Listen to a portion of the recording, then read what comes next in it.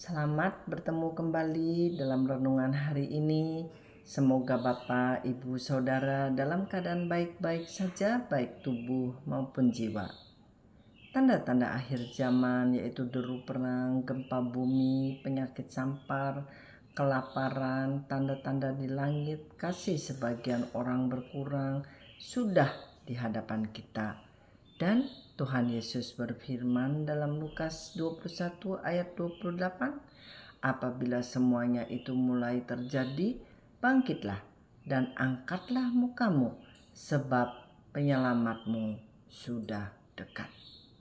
Bapak, Ibu, Saudara, Tuhan Yesus mengajarkan kita di Hosea 4 ayat 6a, umatku binasa karena tidak mengenal Allah. Jadi berarti dia ingin kita waspada akan semua sistem di dunia ini di mana iblis yang bekerja. Jangan sampai kita lebih mempedulikan sistem dunia daripada sistem surgawi. Ingat selalu ayat di Yohanes 10 ayat 10 yang mengatakan pencuri datang hanya untuk mencuri, membunuh, dan membinasakan. Aku datang supaya mereka mempunyai hidup dan mempunyainya dalam segala kelimpahan. Jadi iblis, saudara, hanya mempunyai agenda mencuri, membunuh, dan membinasakan. Tidak ada pertolongan yang tulus daripadanya. Semua akhirnya membawa kerusakan. Lain dari Kristus yang datang ke bumi ini membawa hidup dan hidup yang berkelimpahan.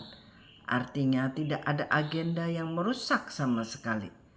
Kecelakaan, sakit, penyakit, perkelahian, peperangan, kemelaratan bukan berasal dari Tuhan kita Yesus Kristus, tetapi tingkah laku manusialah yang merusak alam dengan sistem yang ada yang dari Tuhan. Saudara, pendurhaka keji atau antikristus di dalam 1 Yohanes 2 ayat 18 mengatakan, anak-anakku, waktu ini adalah waktu yang terakhir. Dan seperti yang telah kamu dengar, seorang antikristus akan datang. Sekarang telah bangkit banyak antikristus. Itulah tandanya bahwa waktu ini benar-benar adalah waktu yang terakhir. 1 Yohanes 2 ayat 22, siapakah pendusta itu? Bukankah dia yang menyangkal bahwa Yesus adalah Kristus? Dia adalah antikristus, yaitu dia yang menyangkal baik Bapa maupun Anak. Dalam 1 Yohanes 4 ayat 3 dikatakan, dan setiap roh yang tidak mengaku Yesus tidak berasal dari Allah. Roh itu adalah roh antikristus, dan tentang dia telah kamu dengar bahwa ia akan datang, dan sekarang ini ia sudah ada di dalam dunia. Bapak, Ibu, Saudara, antikristus itu sudah hidup saat ini, yaitu orang yang tidak mengaku bahwa Yesus adalah Tuhan, sudah mempunyai roh antikristus di dalam dirinya.